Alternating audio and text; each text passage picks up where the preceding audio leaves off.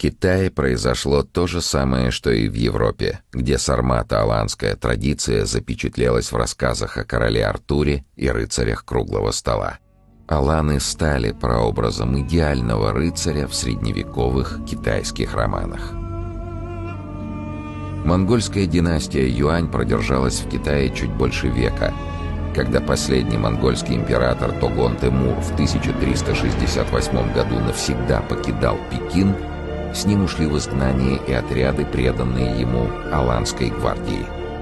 Потомки этих аланов, даже в беде сохранивших верность чужеземному повелителю, живут в Монголии и по сей день.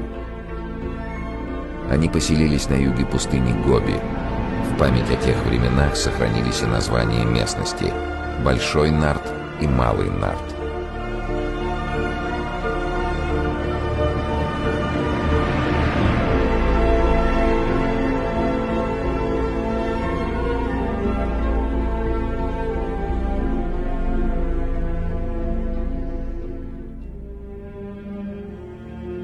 Асуты-аланы давно стали частью монгольского народа, хотя по-прежнему именуются асутами и смутно помнят о каком-то иноземном происхождении далеких предков. Своей внешностью, если верить визуальным впечатлениям наблюдателей, они явно отличаются от соседнего монгольского населения, сохраняя некоторые черты европейского облика.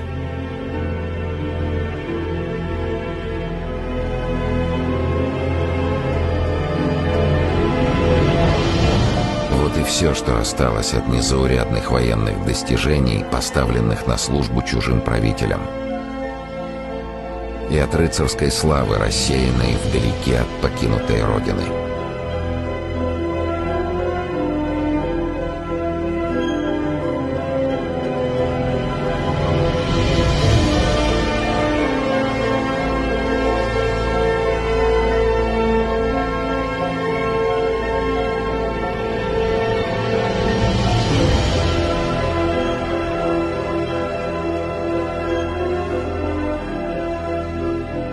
А народ Алании, отстоявший свою свободу, считает своим общим предком царя Богатара.